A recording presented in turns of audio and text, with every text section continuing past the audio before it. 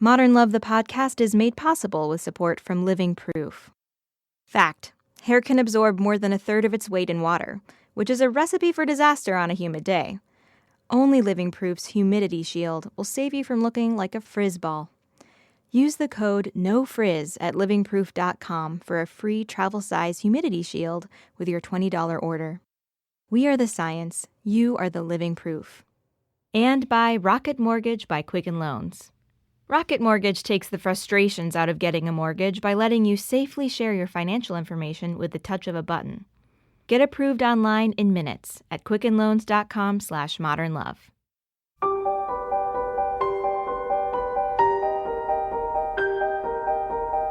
From the New York Times and WBUR Boston, this is Modern Love. Stories of love, loss, and redemption. I'm your host, Meghna Chakrabarty.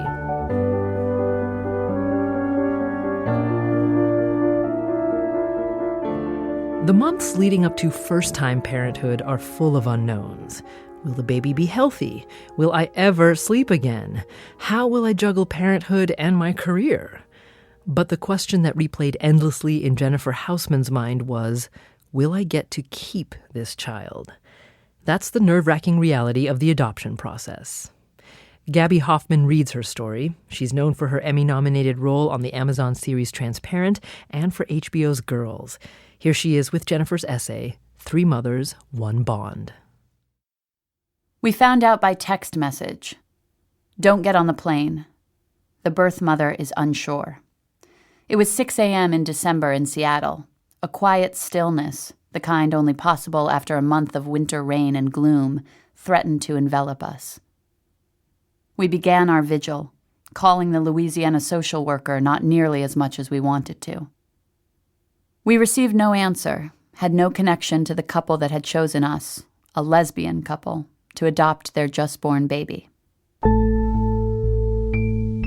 The night before, as we double-checked our bags to make sure we had formula and baby clothes, we received a photo of him, also by text. Then it felt amazing to be so connected by technology. Now, the chasm created by our unanswered texts and calls made us feel utterly adrift. By noon, we knew all hope was gone. But without a final word, we banged around our house, not wanting to unpack. The blue gloom began settling in by 4, but we hesitated to turn on lights, not wanting to commit to the idea that we were here to stay. At last, almost 12 hours from when we were to leave for the airport, we got the word. She had left the hospital with the baby. The next day, we spent the morning in tears, telling only our immediate family that the grandchild they were so excited for was not coming. We told other friends via email and asked them to tell anyone we had missed. As each time we said it out loud, it felt like pushing on a deep, spreading bruise. We had to escape, so we left for our refuge, our cabin on the Oregon coast. We fled our house with just the essentials: glasses, changes of clothing, books we wouldn't have the patience to read. We knew our friends would be coming later to unpack the baby's room and put everything into sterile plastic bins to store in our home's crawl space. In the car, I gasped out loud, breaking the heavy silence. I remembered that our automatic email replies for work were on, telling colleagues we had started maternity leave. We pulled over to shut off the offending technology, stemming the tide of barely familiar colleagues who would send us their misbegotten congratulations.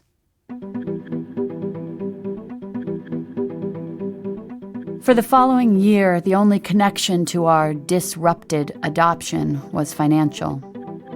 The agency was lax in returning the small amount of thousands we paid that we were entitled as a refund.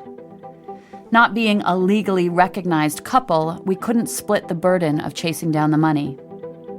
Because only one of us was listed as the adopting parent, my partner had to deal with every call and detail related to the child that didn't enter our lives, as I stood mutely by, the unrecognized party, unable to share the burden. We learned that no country in the world would let an openly gay couple adopt internationally. Many of our states don't either. So gay couples try to adopt, as we did, as a single parent. We comforted ourselves with the idea that at least we had the resources at our disposal to try again. Some lesbian couples we know did not. We started again, this time with an open adoption agency. The openness didn't just apply to the adoption itself, where we would have lifelong relationships with the birth parents, but in another way, with us as a gay couple. We could be ourselves, out and together, as we are in all other aspects of our lives. We steeled ourselves for the process yet again. More fingerprints sent by the FBI, a new home study, a new agency, and another wait. Average length for straight couples, 13 months. For gay couples, 16 months. At almost exactly 16 months, we got the call. A birth mother from the Seattle area had picked us off the website. She was due in August. An art student, she had connected with us because we cited Harry Potter and The Lord of the Rings in our profile as books and movies we enjoy. Could something that tenuous really bring a child into our lives? The link felt as thin as spider silk.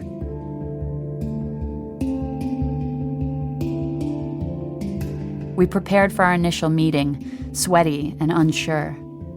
Our caseworker slipped out of the office to bring in the birth mother, and a moment later, we took in this living, breathing person for the first time, an experience so different from our last, where we met no one and knew so little. She was beautiful, tall, self-possessed, tattooed. She looked like, and was, the kind of 20-year-old that worked the cash register at a trendy hair salon. We went out to eat after our meeting, awkward as teenagers, bumping down the street, trying to settle on a restaurant. We kept thinking this birth mother would change her mind with each step. She had read our in-depth home study and knew an incredible amount about us. She had seen photos of our house, our family, our lives. Once seated, we shoveled in food blindly, trying to absorb her, this strange, magical creature who had picked us. As we left the restaurant, she asked what kind of car we drive. A Golf TDI, we told her.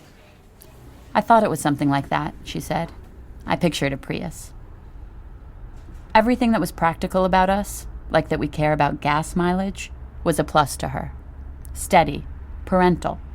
It helped her feel good about her decision, and we basked in her approval. We drove her to her friend's apartment, where she was crashing for a time. We chatted in the darkness of the car, staring ahead and beginning to share secrets about ourselves. We had been together for hours by the time she finally said goodnight. On the way home, we obsessed. Was it a good thing that we spent so long together? It felt like it, but we had no roadmap for this. Over the next month, we spent days together. I pushed, wondering how far our fragile new relationship would extend. What if we looked at baby name books together, in case there was one we all liked? Okay, she said with a shrug, smiling shyly. In the end, we chose our daughter's name together, something I had fantasized about when I first started thinking about an open adoption. She knew our story and our deep sadness. I won't do that to you, she would say. I won't change my mind. After a full day spent together, I realized how much I liked this girl. She said she had picked us in part because she had read that lesbians have the longest wait for adoptions of all, and she wanted to right that wrong. How could we not love her? Her instructions for the delivery room were that she and her mother would go through labor together, and her mother would get us once the baby was born. We entered the birth suite minutes after delivery and scooped up our daughter, incredulous and happy. In Washington state, birth parents have 48 hours to change their minds.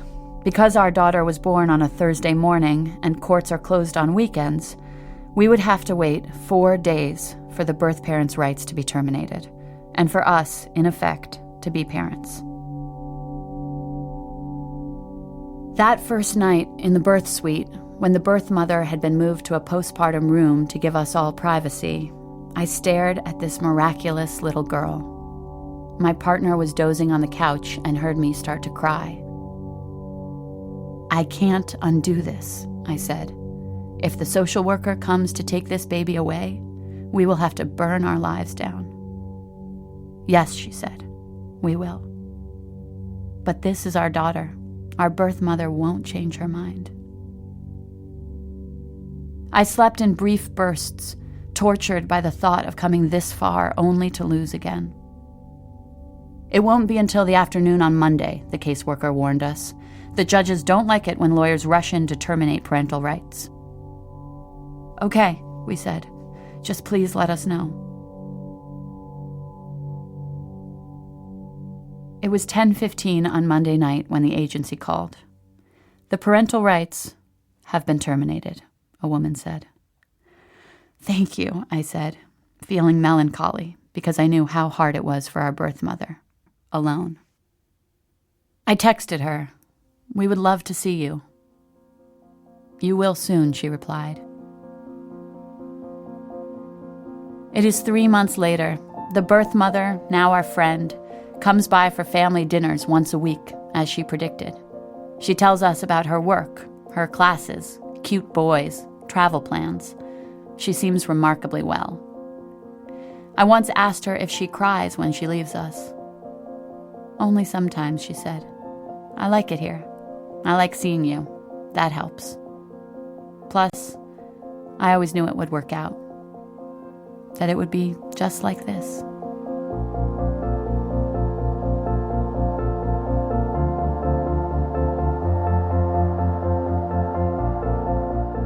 Gaby Hoffmann, reading Jennifer Hausman's essay, 3 Mothers, 1 Bond. We'll hear how those 3 mothers are doing today after the break.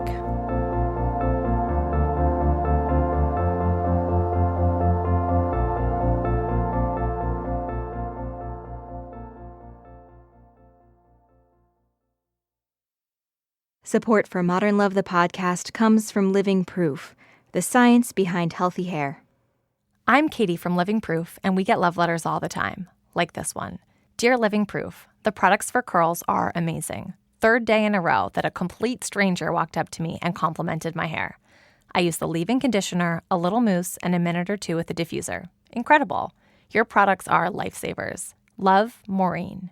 Use the code NOFRIZ for a free travel-sized humidity shield with your $20 order. livingproof.com. We're back. It's Modern Love, the podcast. I'm Meghna Chakrabarty.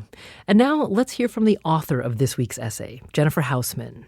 Jen moved to Geneva, Switzerland last summer with her partner Therese and their daughter Amelia. Amelia is almost 4 years old now, and they keep in close touch with her birth mother, Lauren. I have encountered so much fascination because adoption has been around forever, but open adoption is so new. And people have so much curiosity about, well, does that mean you're co-parents and this kind of thing?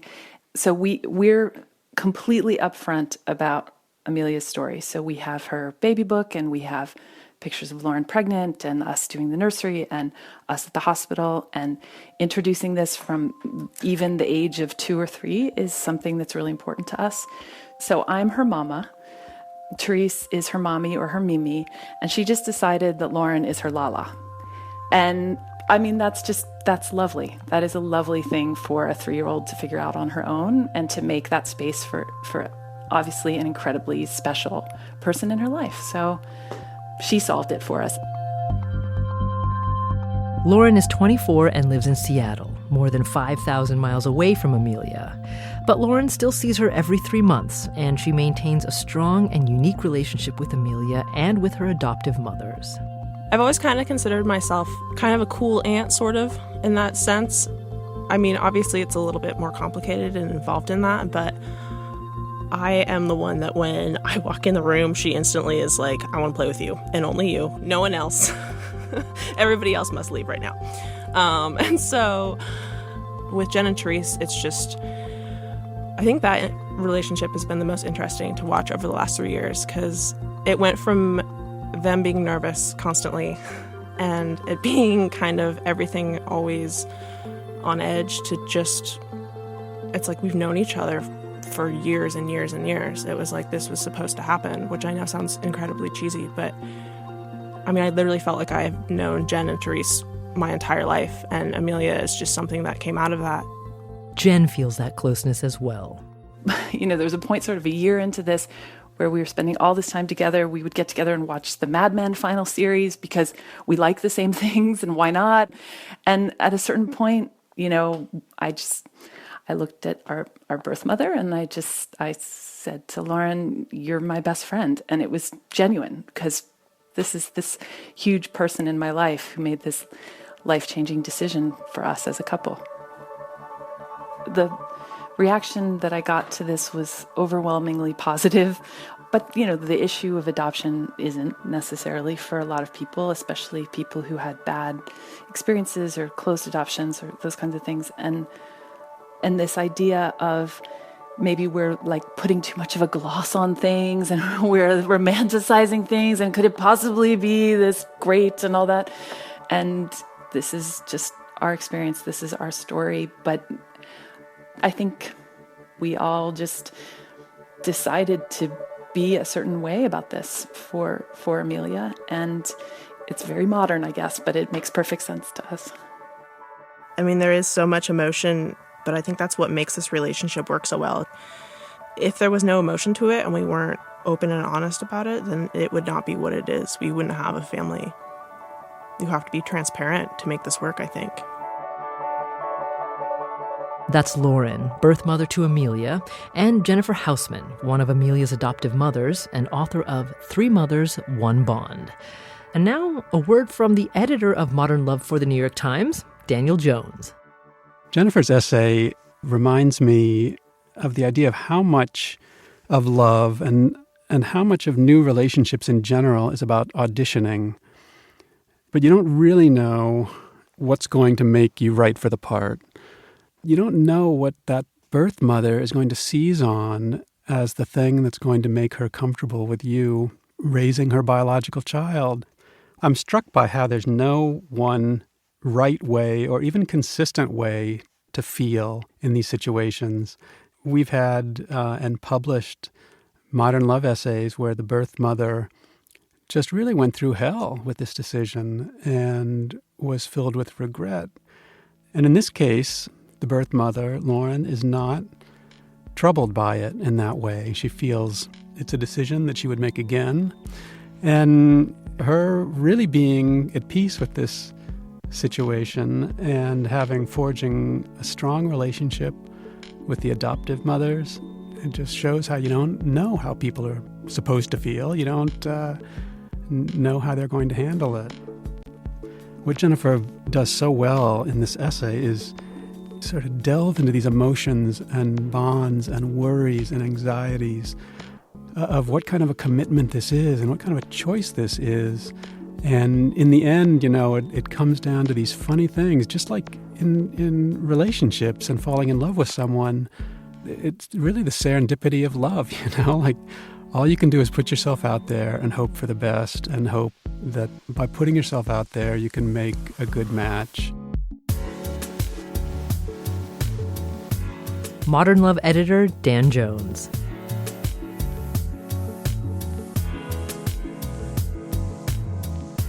Special thanks to Gaby Hoffmann for reading this week's essay.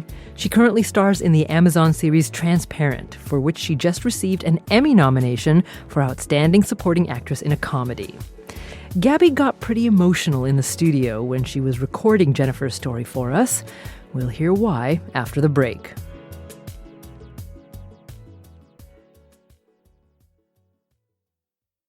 Support for Modern Love comes from Rocket Mortgage by Quicken Loans. Rocket Mortgage brings the mortgage process into the 21st century. Forget about digging through stacks of paperwork. This completely online process lets you safely share your bank statements and pay stubs with the touch of a button. Using your phone or tablet, you can get approved for purchase or refinance in just a few minutes.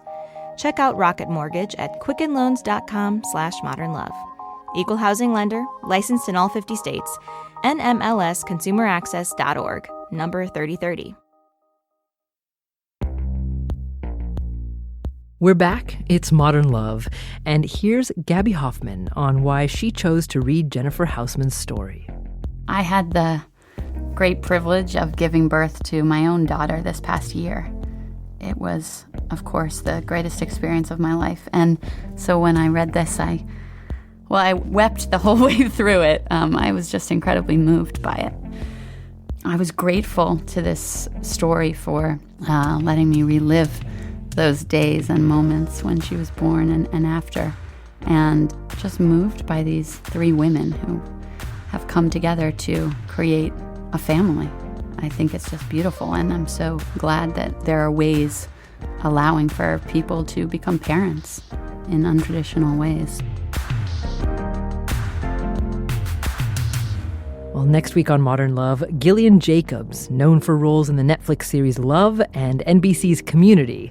She reads a story about a questionnaire designed to make two people fall in love with each other. The questions reminded me of the infamous boiling frog experiment, in which the frog doesn't feel the water getting hotter until it's too late. With us, because the level of vulnerability increased gradually, I didn't notice we had entered intimate territory until we were already there.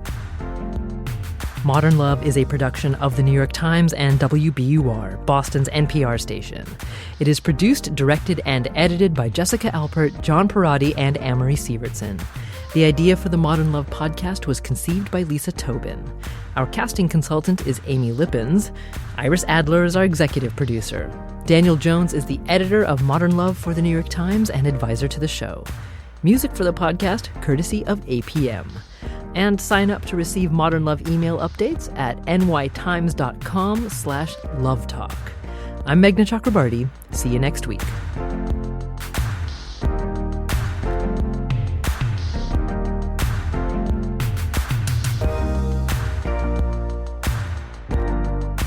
If you love Modern Love, check out WBUR's advice podcast, Dear Sugar, where hosts Cheryl Strayed and Steve Almond answer all your questions, no matter how deep or dark. Subscribe to Dear Sugar on iTunes or your favorite podcast app.